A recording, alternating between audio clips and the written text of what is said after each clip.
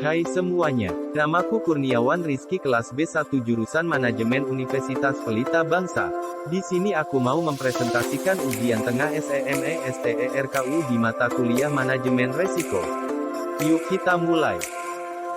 Apa itu resiko menurut ISO 31000 tahun 2008? Resiko adalah suatu keadaan tidak pasti dan mempunyai dampak negatif terhadap suatu tujuan yang ingin dicapai.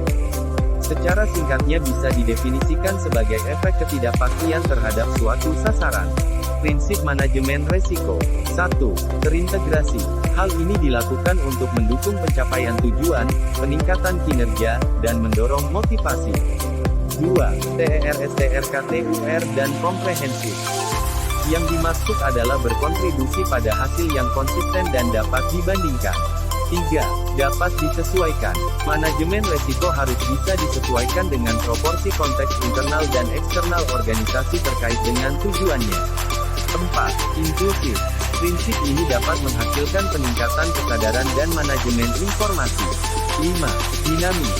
Manajemen resiko harus bisa mengantisipasi, mendeteksi, mengakui, dan merespon perubahan dan peristiwa dengan cepat dan tepat. 6. Informasi terbaik yang tersedia. Informasi yang dimaksud adalah informasi yang jelas, tepat waktu, dan tersedia untuk memberikan pada pemangku kepentingan terkait. 7. Faktor manusia dan budaya. Hal ini menjadi penting karena akan berhubungan dengan pelaksanaan tujuan organisasi. 8. Peningkatan berkelanjutan. Bertujuan meningkatkan efektivitas kerja dari manajemen resiko. Perbaikan yang berkelanjutan bisa menjadi siklus berkesinambungan untuk kemajuan organisasi. Kerangka kerja manajemen resiko.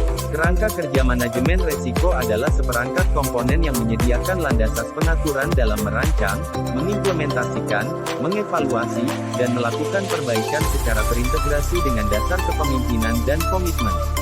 A. Kepemimpinan dan komitmen. Kedua hal ini yang menjadi pusat atau dasar dalam kerangka manajemen resiko. B. Integrasi. Manajemen resiko menjadi bagian yang tidak bisa dipisahkan dalam tata kelola, kepemimpinan, dan komitmen organisasi. C. Desain. Desain mencakup pemahaman organisasi dan konteksnya, penegasan, penetapan peran, kewenangan, tanggung jawab dan akuntabilitas, alokasi sumber daya, dan penyiapan komunikasi dan konsultasi. D. Implementasi. Tahap ini merupakan tindak lanjut setelah desain manajemen resiko dibuat dan ditetapkan. Jika dilakukan dengan baik, maka dapat dipastikan bahwa proses manajemen resiko telah menjadi bagian dari semua kegiatan organisasi. E. Evaluasi. Evaluasi dilakukan untuk mengukur kerangka kerja manajemen resiko terhadap tujuan, rencana implementasi, dan perilaku yang diharapkan sesuai dengan tujuan organisasi. F. Perbaikan.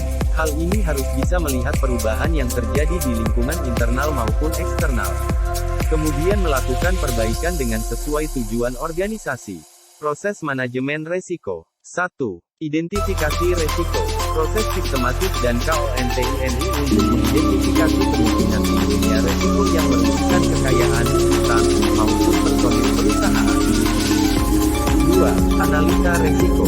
Proses penilaian terhadap resiko untuk mengestimasi kemungkinan besaran dampak. Proses ini bertujuan untuk menetapkan tingkatan sebuah resiko. 3. Evaluasi resiko.